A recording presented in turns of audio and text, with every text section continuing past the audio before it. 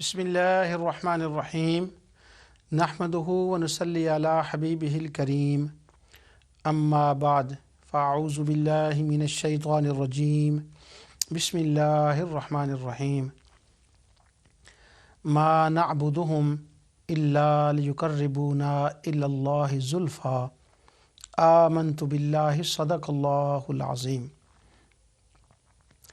अल्हम्दुलिल्लाह, अल्लाह ताला की तौफ़ीक़ से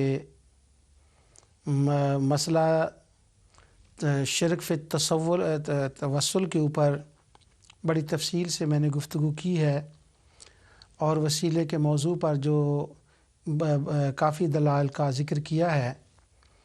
तो पिछले दर्स में मैंने अर्ज़ किया था कि आइंदा के दर्स में इंशाअल्लाह हम उन दलाइल का जायज़ा लेंगे कि जो वसीला को शिरक कहने वाले या वसीला को ना मानने वाले, वसीला पर शुबहात वारद करने वाले हैं, आखिर उनकी दलील क्या है। आपको याद होगा कि 2-3 दरसों में दर्स से पहले मैंने ये बात कही थी कि कभी उनसे भी पूछ लिया करें कि आपके पास वसीला के ना होने की दलील क्या है। तो बराए रास्त दुनिया में ऐसी कोई दलील नहीं इल्मी दुनिया में कि जिसमें वसीले से ममानियत की दलील हो, मगर क़ियासन वो बाज़ दलाइल को सामने लाते हैं और उन दलाइल का बराए रास्त वसीले से कोई ताल्लुक़ नहीं होता, लेकिन जिन दलाइल को वो बयान करते हैं, अब मैं अल्लाह ताला की तौफ़ीक़ से उन दलाइल का हम जायज़ा लेते हैं और इन दलाइल के ज़रिए से जो वसीला पर शुबहात वो वारिद करते हैं उनको देखते हैं। कुरान करीम की आयत जो मैंने तलावत की है कि मैं नाबुदुहुम इल्ला लियुक़र्रिबूना इलल्लाहि ज़ुल्फ़ा, ये सूरह ज़ुमर की 3री आयत है कि वो कहते थे हम तो सिर्फ़ उनकी इबादत इसलिए करते हैं कि ये हमें अल्लाह का मुक़र्रब कर दें, गोया कि ये हमारे वसीला हैं। इस आयत के इतने से टुकड़े को तलावत करने के बाद जो इस पे हाशिया आराई, जो इसकी तफसीर होती है, वो चंद लफ्ज़ों में मैं आपको बयान करता हूँ। अल्लाह ताला पूरी दुनिया के मुसलमान को हज और उम्रा की सादत नसीब फ़रमाए। आप हज और उम्रा पर जाएं तो एयरपोर्ट के ऊपर जो आपको किताबें मिलती हैं दीन के तबलीग के नाम पर, उनमें जो वसीले के ख़िलाफ़ दलाइल होते हैं उनमें ये सरे फ़हरिस्त ये दलील होती है जो मैं आपके सामने पेश कर रहा हूँ। और यूँ लिखा होता है कि मा नअबुदुहुम इल्ला लियुक़र्रिबूना इलल्लाहि ज़ुल्फ़ा, के मुशरिकीन मक्का कहते थे कि हम तो इनकी इबादत इसलिए करते हैं कि ये हमारे वसीला हैं। उसमें एक बरीक लफ्ज़ है कि वो ये नहीं कहते थे कि ये हमारे वसीला हैं, वो कहते थे ये हमें अल्लाह के करीब कर देंगे, लियुक़र्रिबूना इलल्लाहि ज़ुल्फ़ा, ताकि ये हमें अल्लाह का मुक़र्रब बना दें। ये जो मैं तर्जुमा पढ़ रहा हूँ उसमें भी और शाह फहद के तर्जुमे में भी, यानी वो ये नहीं कहते थे कि ये वसीला है इनकी वजह से हम अल्लाह के करीब हो जाएंगे, नहीं, वो कहते थे ये हमें अल्लाह के करीब कर देंगे। अब लफ्ज़ में एक बारीक फ़र्क है, उसकी वजाहत में आगे चल कर करता हूँ। इन जुमलों के बाद इस पर वो हाशिया राय यूँ करते हैं कि देखें भाई, जो मुशरिकीन मक्का थे वो ये कहते थे कि हम डायरेक्ट अल्लाह ताला तक नहीं पहुँच सकते, हम पीरों, फ़कीरों, बुज़ुर्गों, नबियों के वसीले के ज़रिए से पहुँचेंगे। तो अल्लाह ताला ने फरमाया कि नहीं, तुमने ये ऐसा नहीं करना, इनके वसीले के ज़रिए से वहाँ तुमने नहीं पहुँचना। हालांकि आयत के अंदर ये अल्फाज नहीं है, तो ये ख़ुद साख्ता तफसीर है और तहरीफ़ है इस आयत के अंदर जो एक डाल दी जाती है। लेकिन स्टाइल में आपको बता रहा हूँ जो टैक्टिक्स होते हैं वो क्या हैं, कि वो ऐसा करते थे, वो डायरेक्टली नहीं जाते थे, वो वसीले के ज़रिए से जाते थे बुज़ुर्गों का। और आज भी मुसलमान यही कर रहे हैं। इनको कहते हैं, मुसलमान नहीं कहते, वो कहते हैं आज भी कलमा गो मुशरिक यही करते हैं। उस ज़माने के मुशरिक भी ये करते थे और आज के ज़माने के मुशरिक भी ये करते हैं। फिर मोहम्मद बिन अब्दुल वहाब की वो किताब कश्फ़ शुबहात जो दी जाती है उसमें लिखा है कि आज के ज़माने के मुशरिक उस ज़माने के मुशरिकों से बदतर हैं। फिर आगे उसकी वजूहात लिखी। साहिब तफ़हीमुल कुरान भी ऐसा ही कहते हैं और जो जिन के ऊपर वो शुबे वारिद हुए हैं। तो लिहाजा वसीला नाजायज़ है, क्योंकि वो ये वसीला करते थे, इसलिए ये वसीला जायज़ नहीं। इस पर इंशाअल्लाह इस शुबे के ऊपर मैं अल्लाह ताला की तौफ़ीक़ से इसके इज़ाले की جو مختلف جہتیں ہیں وہ آپ کے سامنے رکھوں گا، اور آج کی نشست میں اسی کے اوپر گفتگو ہوگی اللہ تعالیٰ کی توفیق سے۔ سب سے پہلے میں آپ کی توجہ اس طرف دلاتا ہوں کہ اس آیت کے اندر جو شروع ہوتی ہے آیت ہے وہ یوں ہے، الا للہ الدین الخالص، دیکھو خالص عبادت اسی کے لیے ہے، اللہ تعالیٰ کے لیے، اللہ تعالیٰ کے لیے خالص عبادت ہے ایک گوشہ۔ والذین اتخذوا من دونہ اولیاء، اور جن کو تم نے اللہ کے سوا اولیاء بنا لیا ہے، دوسری جہت، دوسرا نقطہ۔ اور تیسرا یہ ہے کہ جب ان کو یہ کہا گیا کہ الا للہ الدین الخالص، اللہ تعالیٰ کی عبادت کرو، یعنی مطالبہ ان سے یہ تھا کہ اللہ کی عبادت کرو، اور جن کو تم نے اللہ کے سوا معبود بنا لیا، جن کو تم عبادت کرتے ہو، یہ درست نہیں ہے، یہ ان کے لیے میسج تھا۔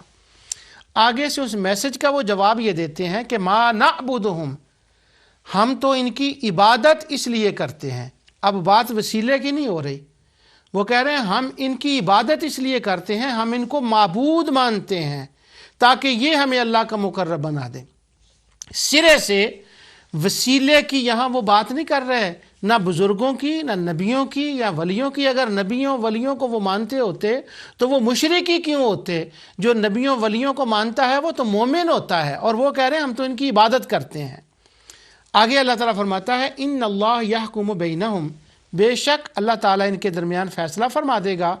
ان اللہ لا یہدی من ہوا کاذب، اور اللہ تعالیٰ ہدایت نہیں فرماتا جھوٹوں کو۔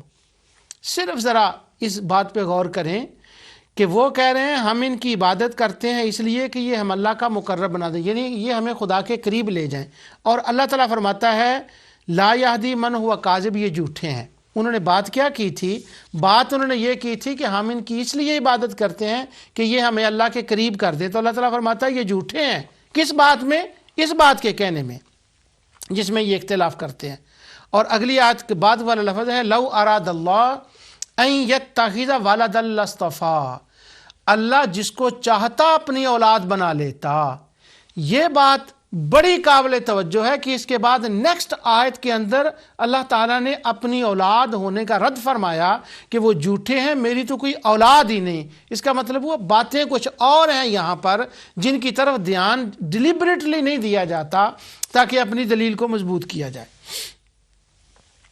اس کی تفصیل بیان کرنے سے پہلے میں آپ کو ایک واقعہ سناتا ہوں، وہ یہ کہ ان سے جب یہ کہا گیا، جیسے میں نے آیت تلاوت کی، ان سے کہا گیا کہ اللہ کی عبادت کرو، صرف اللہ تعالیٰ کی عبادت کرو، تو انہوں نے کہا ہم تو ان کی بھی عبادت کرتے ہیں کیونکہ یہ ہمیں اللہ کے قریب بنا دیں گے۔ مطالبہ تو ان سے یہ تھا کہ اللہ تعالیٰ کی عبادت کریں، وسیلے کے تو سرے سے ان سے سوال ہی نہیں ہو رہا تھا۔ سوال تھا اللہ وحدہ لا شریک کی عبادت کریں۔ انہوں نے یہ وسیلے کا کنسیپٹ درمیان میں کیسے لے آئے کہ ہم ان کی عبادت اس لیے کرتے ہیں کہ تاکہ یہ ہم اللہ کے قریب کر دیں، یعنی یہ سوال تو تھا ہی نہیں۔ جب یہ سوال نہیں تھا تو یہ بات کدھر سے بیچ میں آ گئی؟ ایک گفتگو کی آؤٹ آف کانٹیکسٹ یہ تو بات ہوگی، اس کا کیا مطلب ہے؟ اس بات کو سمجھنے کے لیے ایک میں واقعہ آپ کو بتاتا ہوں، اور یہ میرا ذاتی واقعہ ہے، اور آپ لوگوں کو بھی متعدد بار یہ واقعات پیش آئے ہوں گے اور آتے ہیں، کئی مرتبہ ایسے واقعات پیش آتے ہیں۔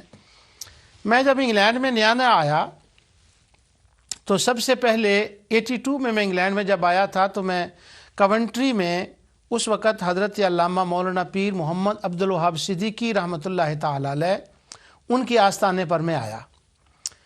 تو جس سٹریٹ میں وہ 9 چرچ سٹریٹ تھی، اس وقت ان کا گھر تھا، وہاں وہ رہتے تھے، تو اس کے قریب ایک سکھوں کا گردوارہ تھا۔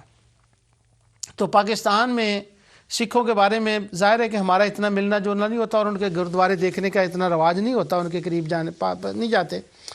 تو مجھے یہ شوق تھا کہ ان کا کیسا ہوتا ہے ٹیمپل، ان کا گردوارہ کیا ہے، تو میں نے کہا کہ میں نے وہ دیکھنا ہے۔ تو انہوں نے، ان کے پاس سکھ بھی آتے تھے، تو وہ کہنے لگی اس کو لے جائیں۔ تو میں گیا دیکھنے کے لیے کہ کس طرح سے کرتے ہیں۔ جب میں گیا تو اتوار کا دن تھا، صبح کا وقت تھا۔ جب صبح کے وقت میں پہنچے تو وہاں پر وہ جتنے سکھ بیٹھے ہوئے تھے وہ اپنے کر رہے تھے اپنی عبادت، جو ان کا طریقہ کار تھا۔ تو میں نے ان سے پوچھا کہ یہ آپ کیا کر رہے ہیں؟ تو مجھے وہ ان کا جو ایک پریسٹ تھا وہ مجھے کہتا ہے یہ ہم نماز پڑھ رہے ہیں۔ اب میں حیران تھا، میں حیران ہوا کہ نماز، یہ تو صلاۃ تو ہم مسلمان پڑھتے ہیں، سکھ والا نماز کہاں پڑھتے ہیں؟ ان کی نماز کیسے ہو گئی؟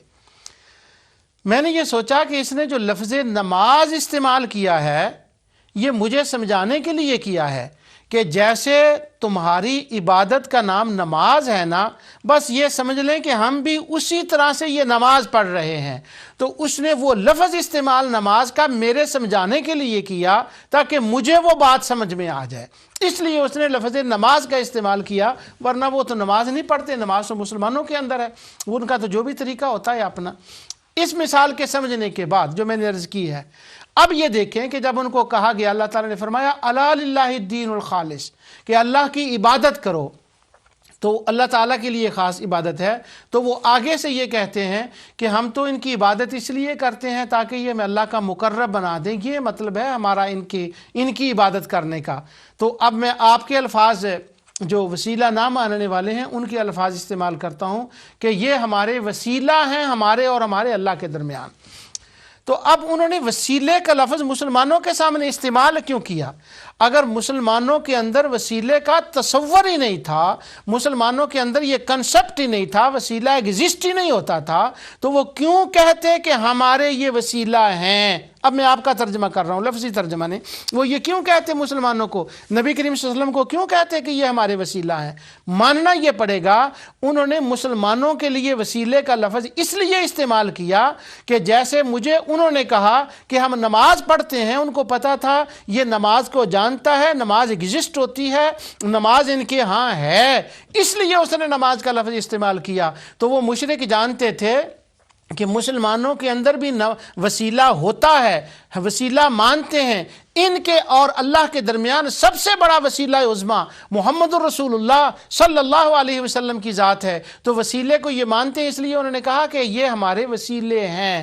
تو اس سے یہ بات نکلی کہ مسلمانوں کے بارے میں وہ بھی جانتے تھے، ابو جہل بھی جانتا تھا، ابو لہب بھی جانتا تھا، عتبہ بھی جانتا تھا، عتیبہ بھی جانتا تھا، ولید بن مغیرہ بھی جانتا تھا کہ مسلمانوں کے اندر وسیلہ ایگزسٹ ہوتا ہے، یہ وسیلے کو مانتے ہیں، اگر نہ مانتے ہوتے تو وسیلے کا نام نہ لیتے۔ ایک مثال میں اور آپ کو دے دوں، ہم عیسائیوں سے بات کرتے ہیں، یہودیوں سے بات کرتے ہیں، تو یہودیوں سے بات کرنے کے وقت ہم ان کو کیا دلیل دیتے ہیں؟ قرآن سے دلیل دیتے ہیں؟ نہیں، کس سے دلیل دیتے ہیں؟ ہم سام سے دیتے ہیں، تورات سے دیتے ہیں۔ عیسائیوں سے بات کریں تو گوسپل سے دیتے ہیں، میتھیو سے دیتے ہیں، لوک سے دیتے ہیں، مارک سے دیتے ہیں، جان سے دیتے ہیں، پیٹر سے دیتے ہیں، سینٹ پول کے لیٹر سے دیتے ہیں، وہ مثال دیتے ہیں۔ کیوں؟ کہ وہ اس کو وہ مانتا ہے، جس کو کوئی مانتا ہو اس کو اسی سے دلیل دی جاتی ہے۔ اگر مسلمانوں کے ہاں وسیلے کا تصور ہی نہ ہوتا تو اللہ زلفا کا لفظ مشرکوں کی زبان پر ہی نہ آتا۔ یہ تو مشرک بھی جانتے تھے کہ وسیلہ مسلمانوں کے اندر ہے، پر ہے کون سا وسیلہ؟ اب وسیلے میں فرق تھا۔ وہ کیا تھا وسیلہ؟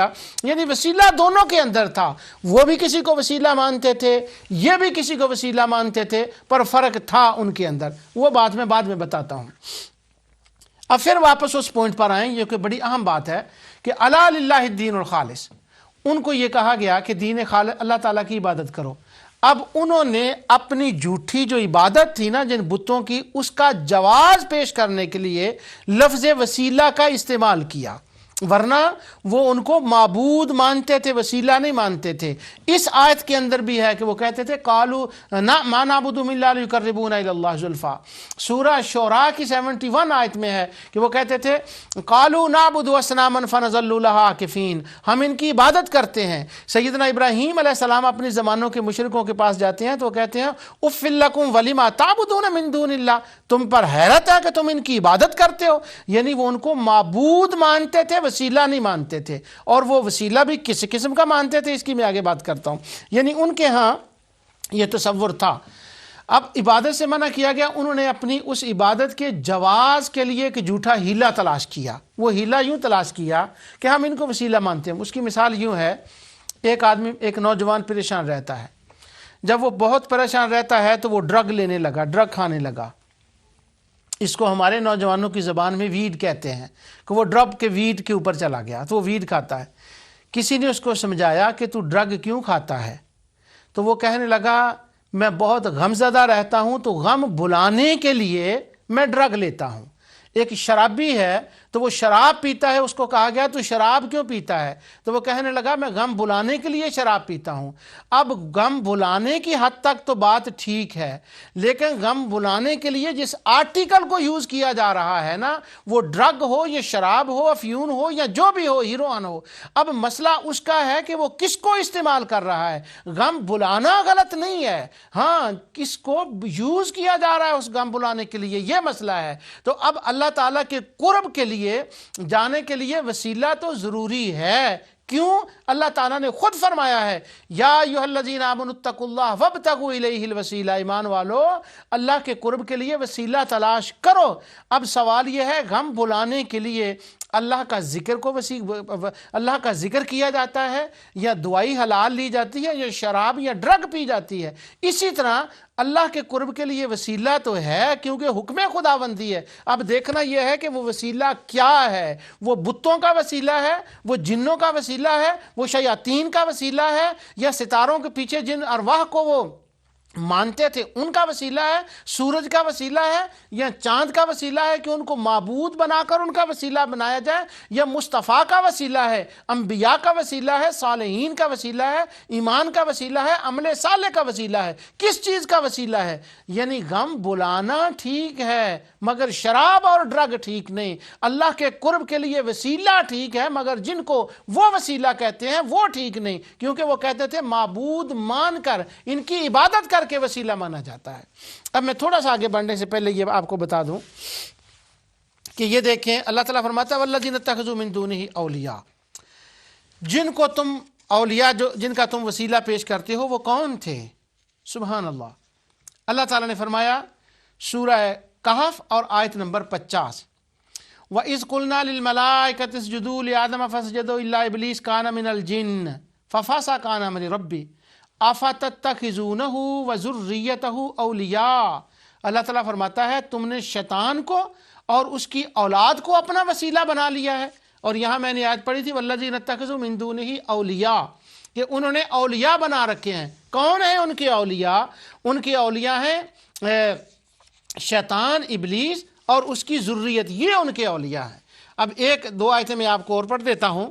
اللہ تعالیٰ فرماتا ہے سورہ اعراف اور 27 کے آخر میں کہ انا جعلنا الشیاطین اولیاء للذین لا یؤمنون، بے شک ہم نے شیطانوں کو انہی لوگوں کا اولیاء بنایا جو ایمان والے نہیں ہیں۔ یعنی وہ وسیلہ جب کہتے تھے کہ یہ ہمارے وسیلہ ہیں تو وہ کن کو وسیلہ کہتے تھے؟ وہ اپنا ان کو وسیلہ کہتے تھے۔ والذین کفروا اولیاءہم الطاغوت، اور ان کے جو طاغوت تھے وہ ان کے وسیلہ تھے۔ اب پھر میں دوبارہ اس بات کو دہرا دوں کہ اللہ تک پہنچنے کے لیے وسیلہ تو بہرحال ضروری ہے، قرآن میں اس کا حکم ہے، لیکن وسیلہ مانا کس کو جا رہا ہے؟ وسیلے سے منع نہیں کیا جا رہا بلکہ وسیلے کی ڈائریکشن کو چینج کیا جا رہا ہے۔ جیسے میں نے پچھلے درس میں کہا کہ اللہ تعالیٰ تو منزل ہے، اس تک پہنچنا ہے۔ اب جس رستے سے آ رہے ہو نا اس رستے کو بتایا جا رہا ہے کہ وہ رستہ درست نہیں ہے، بلکہ یوں کہو اہدنا الصراط المستقیم صراط الذین انعمت علیہم، یا اللہ مجھے اس رستے پہ چلا جو تیرے انعام یافتہ بندوں کا راستہ ہے۔ یعنی وہ وسیلہ بن رہا ہے، وسیلے سے انحراف نہیں ہے، کوئی وسیلے سے انحراف نہیں کر سکتا۔ وسیلہ ہے مگر کن کا ہے؟ اب دوسری بات اس کے بعد سنیے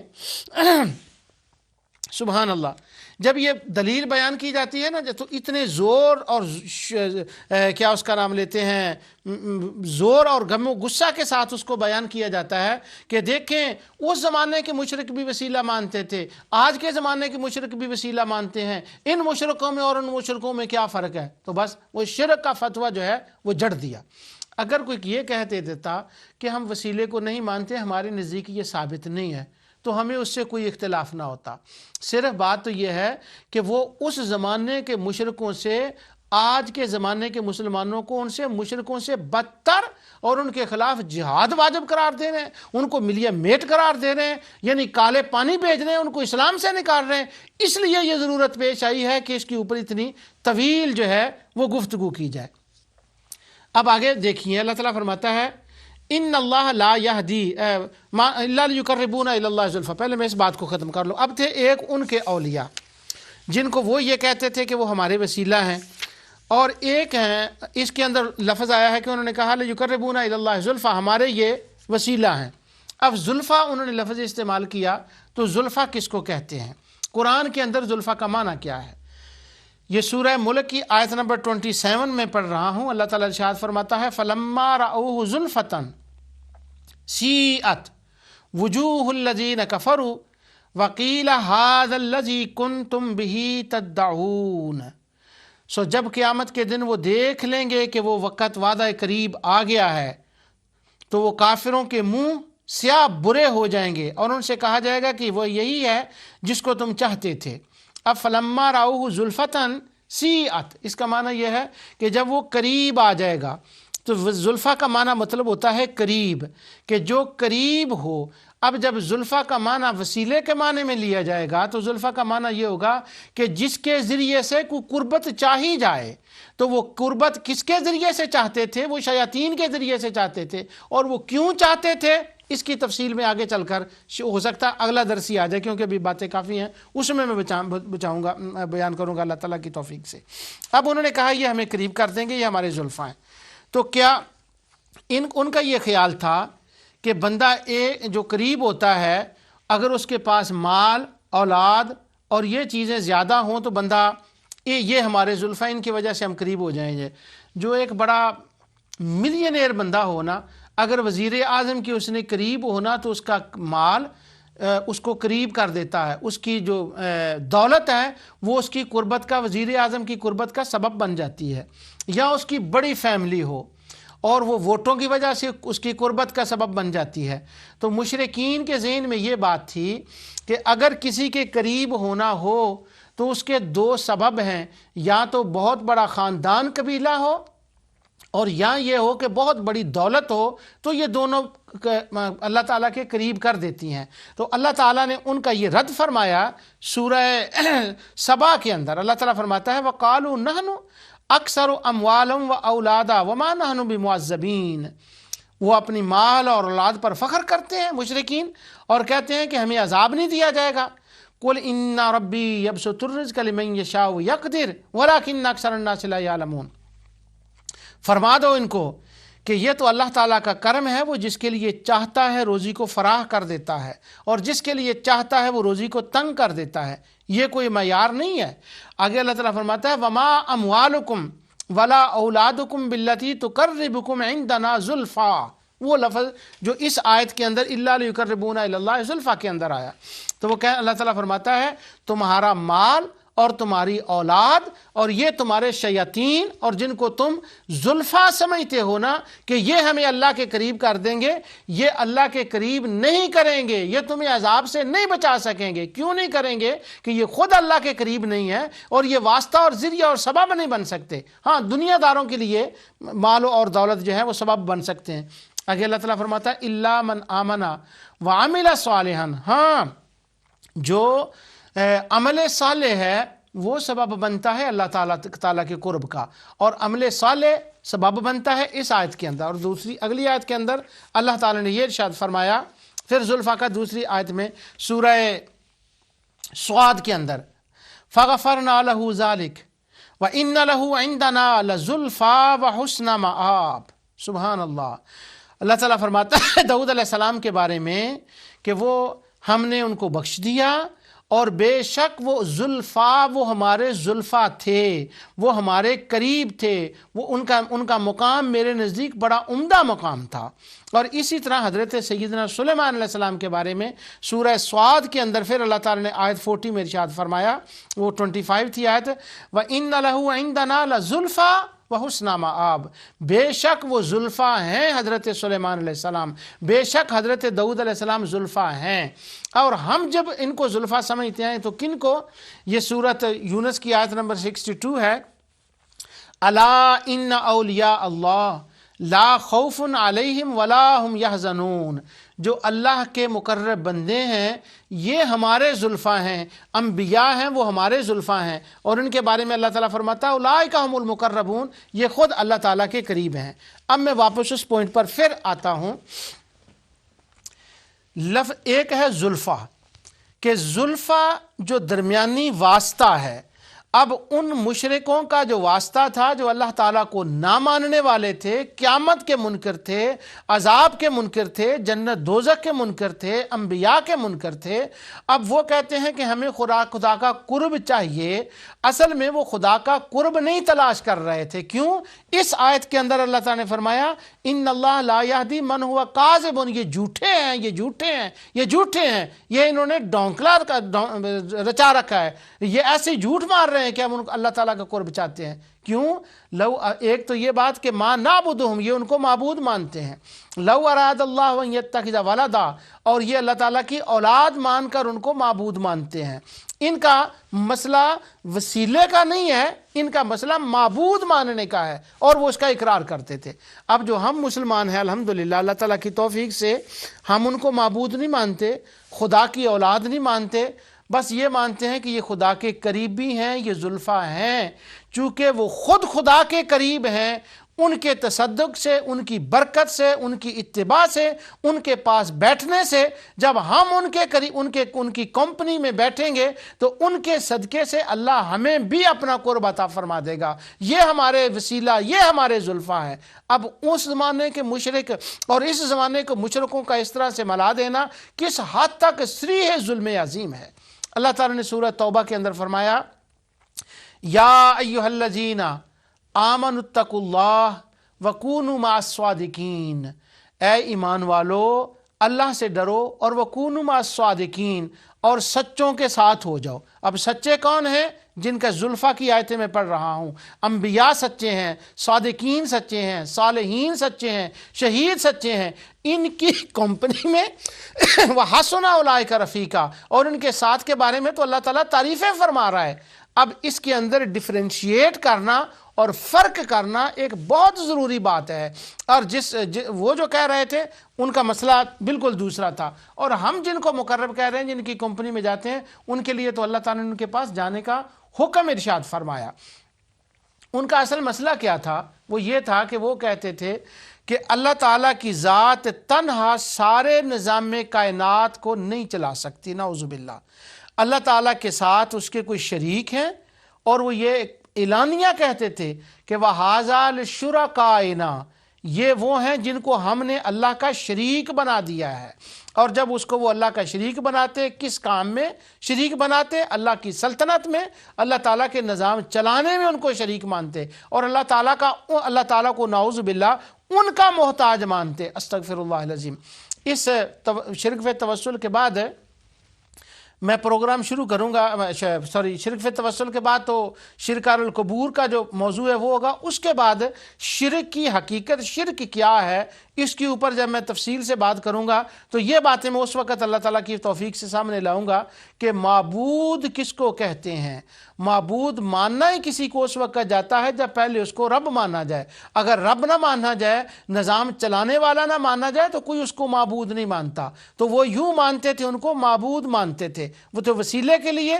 یہ ان کا جھوٹ تھا، یہ ان کا ڈھونگ تھا جو مسلمانوں کے سامنے وہ یہ کر رہے تھے، اور ہم الحمدللہ اس طرح کے نہیں ہیں۔ ہمارا تو عقیدہ اور بلیونگ جو ہے وہ اس سے دوسری ہے۔ اب جو میں نے اس کی آیات جو ہے نا آپ کے سامنے تلاوت کر دیں کہ جن کو ہم مانتے ہیں وہ اللہ تعالیٰ کے زلفیٰ بھی ہیں اور اللہ تعالیٰ کے قریب بھی ہیں۔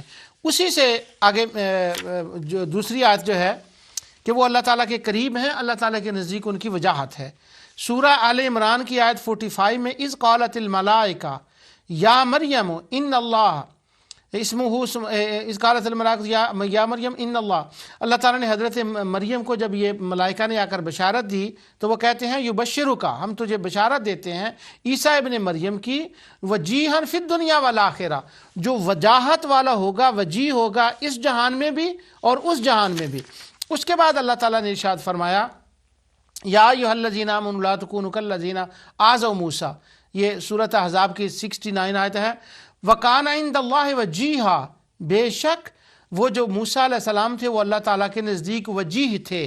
اب جن کو وہ وسیلہ مانتے تھے، اولیاء شیطان کو ان کی وجاہت، ان کا اللہ تعالیٰ کے نزدیک قرب بالکل نہ تھا، بلکہ اللہ تعالیٰ سورۃ نجم میں ارشاد فرماتے ہیں کہ ما تعبدون من دونہ الا اسماء سمیتموها انتم وآباؤکم ما انزل اللہ بہا من سلطان، کہ اللہ تعالیٰ نے ان کے لیے کوئی دلیل نازل نہیں کی کہ وہ اللہ کے قریب ہیں، وہ زلفاں ہیں، وہ اللہ کے قریب کر سکتے ہیں، ان کے لیے تو کوئی دلیل ہی نہیں ہے۔ لیکن جن کو ہم اپنا مانتے ہیں، جن کو ہم اپنا وسیلہ مانتے ہیں، ان کے لیے تو پورا قرآن بڑا پڑا ہے کہ اللہ تعالیٰ نے ان کو خود دلیل بنایا۔ یا ایھا الناس قد جاءکم برہان من ربکم، ان کو تو اللہ تعالیٰ نے خود دلیل بنایا ہے کہ وہ خدا کی دلیل ہے، وہ خدا کے قریب ہیں۔ اس لیے ما نعبدہم الا لیقربونا الی اللہ زلفیٰ، وسیلے کے خلاف دلیل نہیں بنتی بلکہ وسیلے کی دلیل بنتی ہے، کیونکہ اگر مسلمان وسیلہ نہ مانتے ہوتے تو وہ مسلمانوں کے سامنے اس کا اظہار ہی نہ کرتے، ان کو پتہ تھا کہ مسلمان وسیلہ مانتے ہیں۔ اب میں نے یہ 5-6 دفعہ بات کی، یہ میں چاہتا تھا کہ اچھی طرح ذہن میں آ جائے۔ کسی کے ذہن میں یہ سوال آ جائے گا کہ یہ ان کو کیسے پتہ تھا کہ مسلمان وسیلہ مانتے ہیں، ان کے پاس کیا دلیل تھی کہ مسلمان وسیلہ مانتے ہیں؟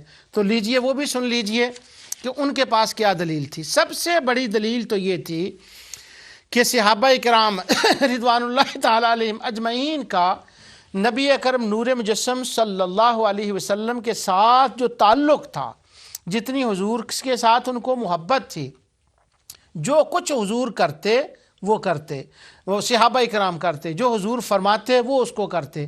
تو وہ دن رات کا جو صحابہ کا مشاہدہ تھا نا، مشرکین کا جب مشاہدہ تھا صحابہ کا حضور کے ساتھ، وہ مشاہدہ سب سے بڑی دلیل تھی کہ یہ مصطفیٰ ہی تو ان کے وسیلہ ہیں۔ تو وہ انہوں نے اس لیے کہا کہ جیسے یہ تمہارے یہ وسیلہ ہے نا، ہمارے بھی یہ وسیلہ ہے۔ اب وہ وسیلے میں فرق تھا، اس پر میں بتا چکا ہوں۔ تو قرآن کریم کی ایک آیت میں آپ کے سامنے تلاوت کرتا ہوں کہ جو سورہ مکہ مکرمہ میں نازل ہوئی اور وہ وسیلے کے بارے میں نازل ہوئی۔ جب انہوں نے اس آیت کو سنا تو ان کو پتہ چل گیا کہ مسلمانوں کے ہاں وسیلہ ہوتا ہے، اور یہ وسیلے کی دلیل بھی ہے۔ اور یہ آج میں آپ کو تلاوت کرتا ہوں، جسے سن کر انہوں نے کہا تھا کہ الا لیقربونا الی اللہ زلفیٰ، ہمیں یہ اللہ تعالیٰ کے قریب کر دیں گے۔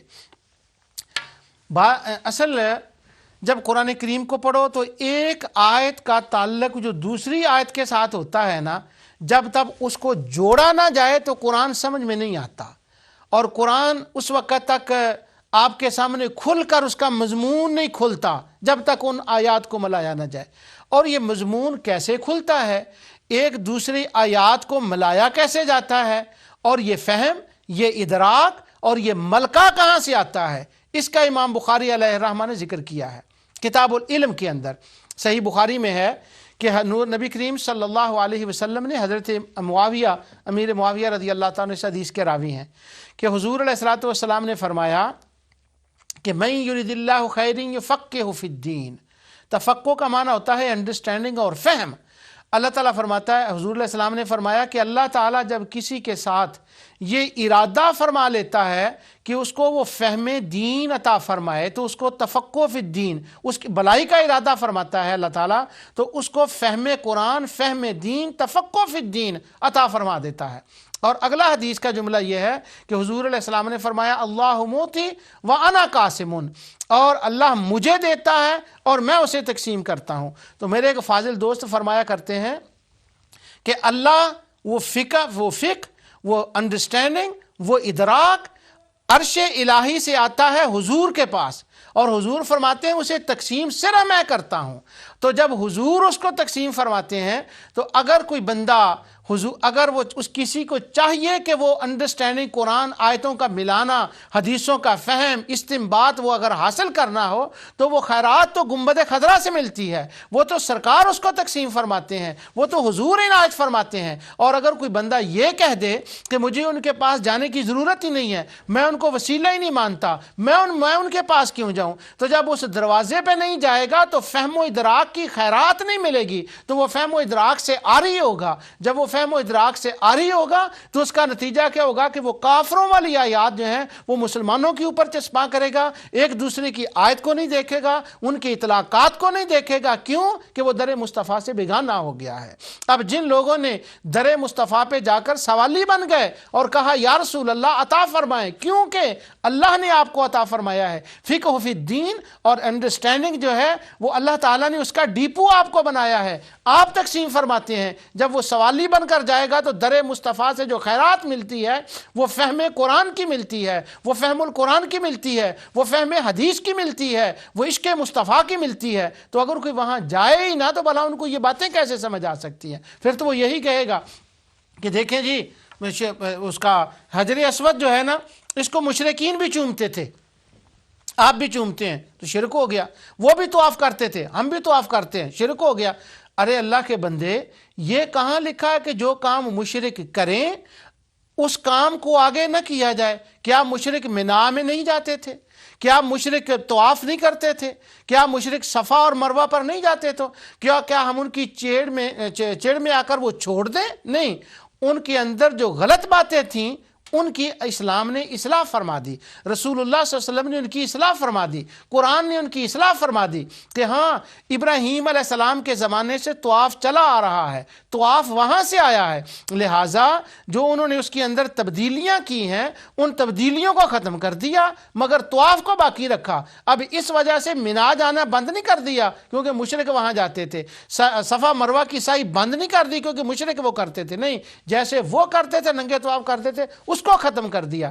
اسی طرح اگر مشرکوں کے ذہن میں کوئی کنسیپٹ وسیلے کا تھا تو اس کو یوں کلیئر کیا کہ جیسے تم وسیلہ مانتے ہو وہ وسیلہ نہیں ہے، وسیلہ تو وہ ہے محمد مصطفیٰ جس کو میں نے وسیلہ بنا کر بھیجا ہے۔ وسیلہ تو انبیاء ہیں، وسیلہ صالحین ہیں، وسیلہ قرآن ہے، وسیلہ عمل صالح ہیں، یہ وسیلہ ہے۔ وما اموالکم ولا اولادکم باللتی تقربکم عندنا زلفیٰ، جن کو یہ تم اولاد کو اور ان کو سمجھتے ہو کہ یہ قریب کر دیں گے، وہ وسیلہ نہیں ہے بلکہ وسیلہ وہ ہے جس کو پروردگار نے وسیلہ بنایا ہے۔ بات ایک ہی ہوتی ہے، چیز ایک ہی ہوتی ہے، لیکن جب اللہ تعالیٰ کے اور اس کے رسول کی مرضی کے مطابق کی جائے تو وہ مقبول بن جاتی ہے، اور جب ان کی مرضی کے خلاف کی جائے تو وہی چیز مردود بن جاتی ہے۔ اس کی مثال یہ ہے کہ ایک جانور ہے اور جانور کو حلال کیا جاتا ہے۔ یہاں ہمارے انگلینڈ میں حلال گوشت کے بڑے مسائل ہوتے ہیں تو بڑے اس پر گفت و شنید ہوتی ہے۔ ایک انگریز ہے، وہ ایک جانور کو ذبح کرتا ہے اور ایک مسلمان اس کو ذبح کرتا ہے، تو ذبح کرنے میں تو کوئی فرق نہیں، اس نے بھی ذبح کیا اور اس نے بھی ذبح کیا، مگر فرق یہ ہے کہ اللہ اور اس کے رسول نے یہ فرمایا تھا کہ جب جانور کو ذبح کرو تو چونکہ کھانا میں نے دیا ہے میرا نام لے کر ذبح کر دو۔ جب اس کا نام لے کر ذبح کر دیا، اس طریقے سے ذبح ہو گیا تو وہ حلال ہو گیا۔ اگر اس طریقے سے الگ ہوا تو خواہ طریقہ وہی ہے، شروع سے ہی کیا گیا، خون بھی نکالا گیا، ساری باتیں ہیں، لیکن وہ ہوا حرام۔ کیوں کہ وہ مصطفیٰ کے بتائے ہوئے طریقے کے خلاف ہوا ہے، خدا کے طریقے کے بتائے ہوئے کے خلاف ہوا ہے۔ اسی طرح فی نفس ہی وسیلہ جو ہے یہ غلط نہیں ہے، یہ غلط ہے کہ کوئی وسیلے کس کو کوئی وسیلہ بنا رہا ہے اور وہ کون ہے جس کو وسیلہ بنایا جا رہا ہے، کیا وہ وسیلہ بننے کے قابل بھی ہے کہ اس کو وسیلہ بنایا جائے؟ لیکن یہ ڈفرینشیٹ، یہ فرق در مصطفیٰ سے ملتے ہیں، وہاں سے یہ خیرات ملتی ہے۔ تو میں آپ کو عرض یہ کر رہا تھا کہ ان کو یہ کیسے پتہ چلا کہ مسلمان وسیلہ مانتے ہیں؟ جب انہوں نے یہ وسیلے کی بات کی ان کو یہ کیسے پتہ چلا؟ سبحان اللہ، اللہ تعالیٰ نے قرآن کریم میں ارشاد فرمایا، سورہ بنی اسرائیل کی آیت 57 آیت ہے، اولئک الذین یدعون یبتغون الی ربہم الوسیلہ۔ یہ صورت مکی ہے اور مکہ مکرمہ کے اندر یہ صورت نازل ہوئی ہے۔ اللہ عز و جل نے ارشاد فرمایا، اے مشرکو، جن کی تم عبادت کرتے ہو، جن کو تم پکارتے ہو، یبتغون الی ربہم الوسیلہ، جن کو تم نے اپنا معبود سمجھ رکھا ہے، جن کو تم پکار رہے ہو، جن کی عبادت کر رہے ہو، ان کی تو اپنی حالت یہ ہے کہ وہ اللہ کے حضور قریب، اللہ تعالیٰ کے قریب جانے کے لیے خود وسیلہ تلاش کر رہے ہیں۔ یبتغون الی ربہم، وہ تو خود وسیلے کے متلاشی ہیں۔ کس وسیلے کے متلاشی ہیں؟ ایہم اقرب، کہ وہ جو آپس میں ہیں یہ دیکھیں کہ ان میں زیادہ قریب اللہ کے کون ہے، اور جب وہ یہ دیکھیں گا کہ یہ اللہ کے زیادہ قریب ہے تو اس کو وہ وسیلہ بنا لیں گے، وہ ان کا وسیلہ بن جائے گا۔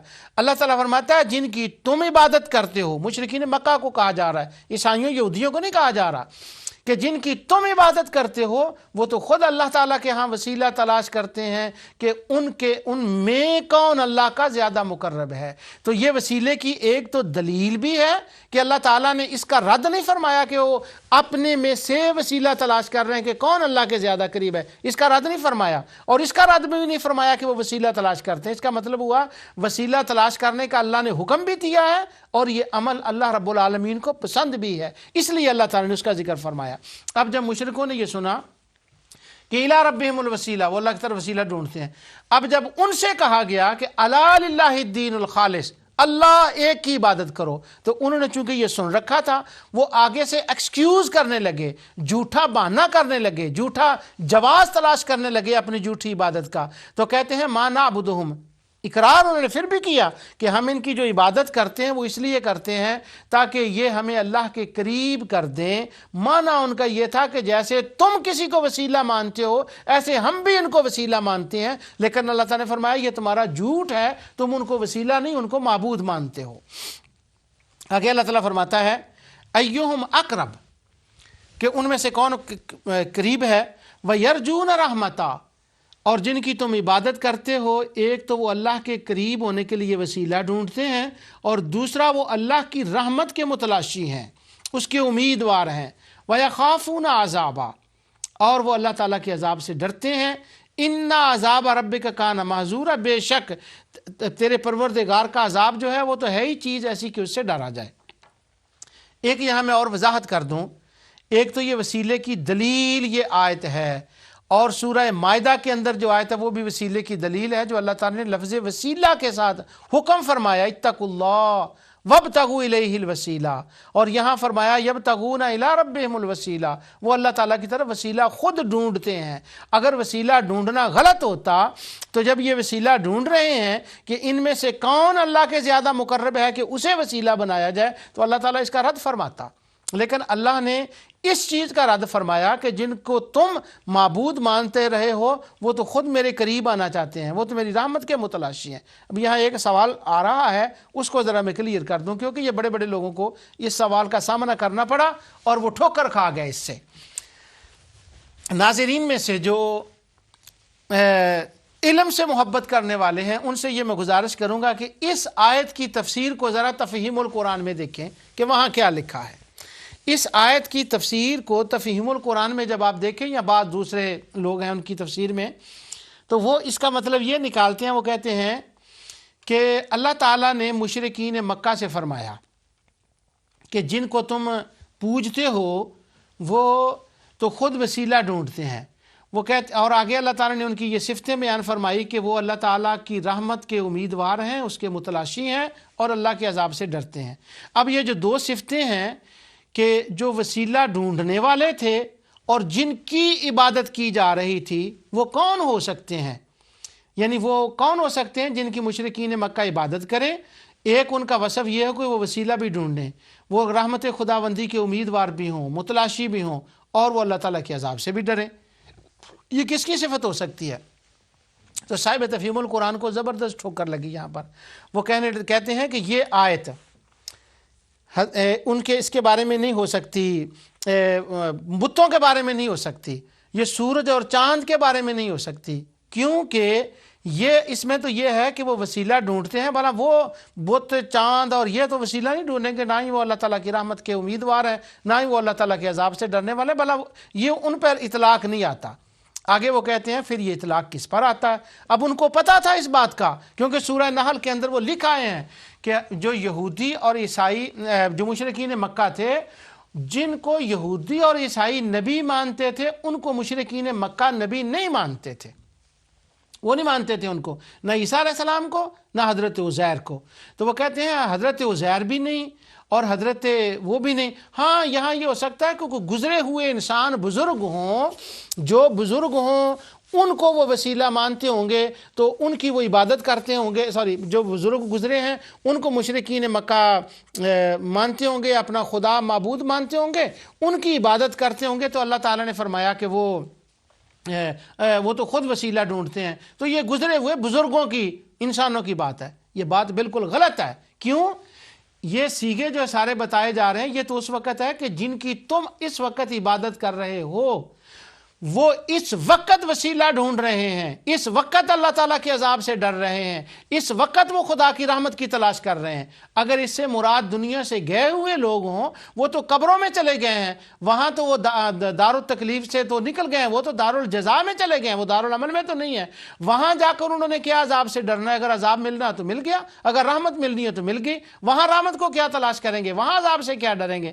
وہ وہاں تو نہیں یہ معاملہ۔ اور پھر یہ کہا جا رہا ہے کہ یہ اس وقت ہے۔ اب میں دوبارہ آیت پڑھ رہا ہوں، اور یہ میں ترجمہ وہ پڑھ رہا ہوں جو شاہفاد کا ترجمہ ہے، اس کا وہ ترجمہ کرتے ہیں کہ وہ اللہ تعالیٰ کی قرب کا تلاش کرتے رہتے ہیں کہ کون ان میں خدا کا زیادہ مقرب ہوتا ہے، اور اس کی رحمت کے امیدوار رہتے ہیں۔ یعنی اس وقت کی بات ہو رہی ہے، گزرے ہوئے بزرگوں کی نہیں ہو رہی۔ اور اس کے عذاب کے خوف، اور اس کے عذاب سے خوف رکھتے ہیں، یعنی اس وقت کی جب مشرک حضور علیہ السلام تشریف فرما تھے ظاہراً، اور مشرک جن کی عبادت کر رہے تھے، یہ تو ان کی بات ہو رہی ہے۔ تو بزرگ تھے تو اگر وہ تو قبروں میں چلے گئے تھے، اس کا مطلب وہ یہ بزرگوں کی بات نہیں ہو رہی۔ تو یہ ٹھوکر لگی بہت سے لوگوں کو، جیسے وسیلے کے لفظ میں ٹھوکر لگی ہے نا، کہ انہوں نے وسیلے کا انکار کر دیا کہ وسیلہ ہوتا ہی نہیں کیونکہ یہ مشرک مانتے تھے، اسی طرح یہاں بھی ان کو ٹھوکر لگی۔ یہ نہیں دیکھا کہ مشرک کن کا وسیلہ مانتے تھے، اور یہ بھی یہاں بھی ٹھوکر لگی۔ وہ یہ ہے، اس پر انشاءاللہ اس آیت کی تفسیر تو میں تفصیل سے عرض کروں گا، پورا درس اس پر ہوگا اللہ تعالیٰ کی توفیق سے، جب میں حقیقت شرک پر گفتگو کروں گا۔ اس وقت صرف میں 2 ریفرنس آپ کو دے دیتا ہوں۔ امام بخاری نے علیہ الرحمہ نے اور امام مسلم نے، دونوں نے اس آیت کی تفسیر کو لکھا، بخاری کے اندر باب التفسیر میں اور مسلم میں بھی باب التفسیر میں۔ اہل علم جانتے ہیں کہ مسلم شریف میں زیادہ تفسیر نہیں ہے، آخر میں جا کر امام مسلم نے صرف 2-4 آیتوں کی تفسیر دی ہے، اور امام بخاری نے چند آیات کی تفسیر دی ہے بخاری کے اندر، سب کی سارے قرآن شریف کی تفسیر نہیں ہے۔ تو امام بخاری نے اور امام مسلم نے یہاں یہ لکھا ہے، وہ فرماتے ہیں کہ مشرکین مکہ جن کی عبادت کرتے تھے، ان کے جو معبود تھے ان میں جن بھی تھے، اور جنوں میں سے کچھ وہ جن تھے کہ جن کے نام کاہنوں نے ان کو بتائے ہوئے تھے کہ فلاں فلاں جن کی تم نے عبادت کرنی ہے، اس نام سے اس کو پکارنا ہے، اس نام سے اس کی عبادت کرنی ہے، تو مشرک ان کے ناموں کی عبادت کرتے۔ اب وہ جن جو تھے، جیسا کہ قرآن کریم میں بھی سورہ جن کی ابتدائی آیات میں ذکر آتا ہے کہ وہ جن جو تھے وہ نبی کریم صلی اللہ علیہ وسلم کی بارگاہ میں آ گئے، اور انہوں نے آ کر اسلام قبول کر لیا۔ اب وہ جن تو ہو گئے مسلمان، انہوں نے تو اسلام قبول کر لیا، وہ تو اللہ تعالیٰ کے حضور حاضر ہونے کے لیے یہ ساری صفتیں ان میں آ گئی کہ وہ اللہ کا قرب بھی تلاش کرنے لگے، وہ اللہ کی رحمت سے ڈرنے بھی لگے، اللہ تعالیٰ کی رحمت کے امیدوار بھی، اور خدا کے عذاب سے ڈرنے بھی لگے، اور اللہ تعالیٰ نے ان کی تعریف کی کہ ان عذاب ربک کان معذورا، تیرے رب کے عذاب سے تو ڈرنا ہی چاہیے۔ اب وہ جو مسلمان جنات تھے جن کے اندر یہ ساری صفتیں پائی جاتی تھیں، مشرک ان کی عبادت کرتے تھے، پر مشرکوں کو یہ نہیں پتا تھا کہ یہ مسلمان ہو گئے ہیں، تو یہ آیت ان کے رد میں آئی کہ ارے ظالموں، جن مسلمان جنوں کی تم عبادت کرتے ہو وہ تو خود اللہ تعالیٰ کا قرب تلاش کرتے ہیں، وہ تو خود وسیلہ تلاش کرتے ہیں، یعنی وسیلے کا اللہ تعالیٰ نے رد نہیں فرمایا۔ تو یہ آیت مسلمان جنات کے بارے میں ہے جن کی بے خبری میں وہ عبادت کرتے تھے، لیکن ہمارے شبہ ڈالنے والے جتنے خوارج ہیں انہوں نے اس کے آیت کے اوپر ہر تفسیر میں لکھ دیا کہ ہاں اس سے مراد وہ گزرے ہوئے بزرگ تھے، ان کے بھی کوئی داتا تھے، ان کے بھی کوئی غوث پاک تھے، ان کے بھی کوئی فلاں تھے، ان کے بھی کوئی فلاں تھے۔ یہ آیت کو اس طرح سے کیوں سمجھا؟ بخاری مسلم کو کیوں نہیں دیکھا؟ آیت کے کنٹینٹس کو کیوں نہیں دیکھا؟ آیتوں کو آیتوں سے ملا کر سورہ جن کی آیات کے ساتھ کیوں نہیں دیکھا گیا؟ ان کے معبودوں کی فہرست کو کیوں نہیں دیکھا گیا؟ یہ اس لیے نہیں دیکھا گیا کہ 2 باتیں ہیں اس میں۔ میں ختم کر رہا ہوں. دو باتیں تھیں. ایک تو بات یہ ہے کہ یہ خیرات گنبد خضرا سے ملتی ہے، یہ خیرات فہم قرآن کی مصطفیٰ علیہ السلام کے در سے ملتی ہے. انہوں نے سوالی بن کر وہاں نہیں گئے بلکہ وہاں تو اکڑنا شروع کر دیا. جب وہاں نہ گئے تو یہ خیرات نہ ملی، اور نتیجہ یہ نکلا کہ وہ کافروں کی آیات مسلمانوں پہ چشمہ کرنے لگے. اور دوسرا اس کا ریزن یہ تھا کہ ان کے اندر ایک شوق اور ایک جذبہ اور ایک ولولہ تھا کہ ہم نے کسی نہ کسی طریقے سے مسلمانوں کے اندر شرک ثابت کرنا ہے، اور یہ ثابت کرنا ہے کہ جیسے اس زمانے کے مشرک تھے اسی طرح اس زمانے کے مشرک ہیں. وہ بھی وسیلہ مانتے تھے، یہ بھی وسیلہ مانتے تھے. یہ دھن جو تھی نا سوار اس کے اوپر، اس دھن نے یہ بیڑا گرک کر دیا، اور قرآن کریم جو ہے اس کے فہم میں، اس کے سمجھنے میں ان سے یہ خطا ہو گئی. اور یہ اتنی بڑی خطا ہے کہ یہ صدیوں سے چلی آ رہی ہے، اور نہ جانے اللہ تعالیٰ بہتر جانتا ہے کہ یہ کب جا کر ختم ہو. جو میں نے آیہ کریمہ تلاوت کی تھی ابتدا میں، اس کی دوبارہ تلاوت کرتا ہوں کہ الا للہ الدین الخالص والذین اتخذوا من دونہ اولیاء ما نعبدهم الا لیقربونا الی اللہ زلفی ان اللہ یحکم بینہم فیما فیہ یختلفون ان اللہ لا یہدی من ہوا کاذب کفار. کہ اللہ تعالیٰ ان جھوٹوں کو ہدایت نہیں دیتا، وہ مانتے معبود تھے، کہتے وسیلہ تھے، اور وہ کیوں کہتے تھے کہ ہمیں یہ اللہ تعالیٰ کے قریب کر دیں گے. انشاءاللہ اللہ تعالیٰ کی توفیق سے آئندہ درس میں اس پر تفصیل سے بات ہوگی. جو کچھ میں نے کہا ہے اللہ تعالیٰ اس کو قبول فرمائے. وما علینا الا البلاغ.